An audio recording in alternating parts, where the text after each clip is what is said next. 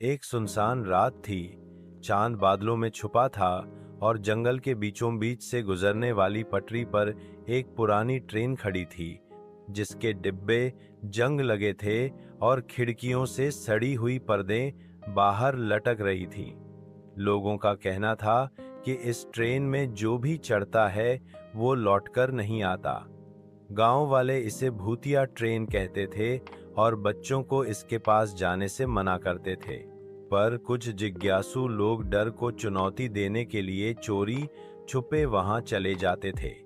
उसी गांव में अर्जुन नाम का एक लड़का था, जिसे भूत प्रेत की कहानियां सुनने का बड़ा शौक था। उसने अपने दोस्तों से शर्त लगाई कि वो अकेले उस ट्रेन में जाएगा और सबूत के तौर पर वहां से कुछ लेकर आएगा। रात के ठीक 12 बजे वो टॉर्च और मोबाइल लेकर जंगल की तरफ निकल पड़ा। घने पेड़ों से छनकर आती ठंडी हवा और उल्लुओं की आवाजों ने वातावरण को और डरावना बना दिया था। पटरी के पास पहुंचते ही अर्जुन के कदम कुछ देर के लिए रुके, पर उसने खुद को संभाला और ट्रेन के पहले डिब्बे में चढ़ गया।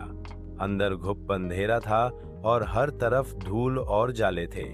उसने अपनी टॉर्च जलाकर इधर उधर देखा तो सीटों पर पुराने अखबार, चाय के टूटे कप और जगह जगह खून के धब्बे दिखे। अर्जुन का दिल जोर जोर से धड़कने लगा, पर उसने हिम्मत नहीं हारी। वो अगले डिब्बे में पहुंचा तो वहां माहौल और भी अजीब था। अचानक उसे किसी के चलने की आहट सुनाई दी। उसने टॉर्च घुमाई लेकिन कोई नहीं दिखा।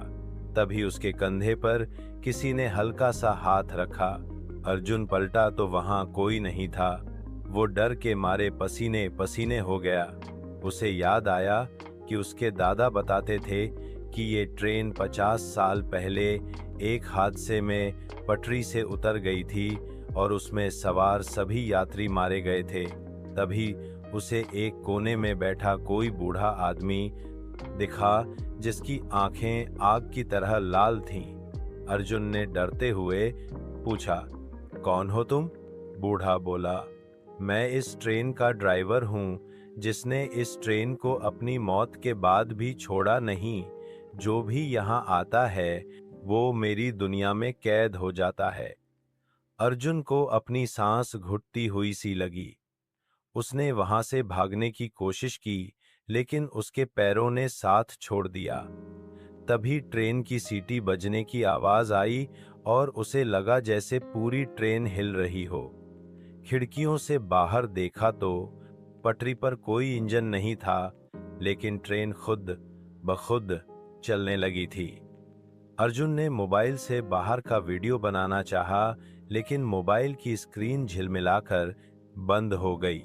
ट्रेन की रफ्तार तेज होती गई और अर्जुन को लगा जैसे वो किसी दूसरी दुनिया में जा रहा है। अचानक खिड़कियों से झांकते हुए कई अजीब शक्लों वाले लोग दिखे, जिनके चेहरे बिना आंख नाक के थे और वे जोर जोर से हंस रहे थे। अर्जुन ने चिल्लाकर कहा, मुझे छोड़ दो, मैं वापस नहीं आऊंगा। पर उसकी आवाज किसी ने नहीं सुनी। ट्रेन में हर तरफ से सिसकियों और चीखों की आवाजें आने लगीं। तभी ड्राइवर के भूत ने अर्जुन की तरफ देखकर कहा, अब तू भी इसी ट्रेन का हिस्सा बनेगा। अर्जुन की आंखों के सामने अंधेरा छाने लगा। उसने आखिरी बार अपनी जेब में रखा, अपने माँ का दिया हुआ तावीज पकड़ा और मन ही मन भगवान को याद किया। तभी एक तेज झटका लगा और अर्जुन बेहोश हो गया। सुबह गांव वालों को जंगल के पास पटरी पर अर्जुन बेहोश मिला। उसके हाथ में वही तावीज कसकर पकड़ा हुआ था। लोगों ने उसे अस्पताल पहुंचाया। होश आने पर अर्जुन बस इतना ही बोल सका कि वो ट्रेन अब भी वहां है और जो भी जिज्ञासु वहां जाएगा वो कभी वापस नहीं आएगा।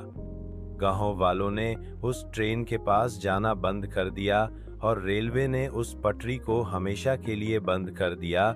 पर कहते हैं अब भी आधी रात को उस जंगल से सीटी की आवाज आती है और कोई ना कोई यात्री उस भूतिया ट्रेन का हिस्सा बनने चला जाता है। अर्जुन आज भी जब उस रात को याद करता है तो उसकी रूह कांप जाती है, क्योंकि वो जानता है कि जो ट्रेन एक बार चल पड़ी वो कभी नहीं रुकती।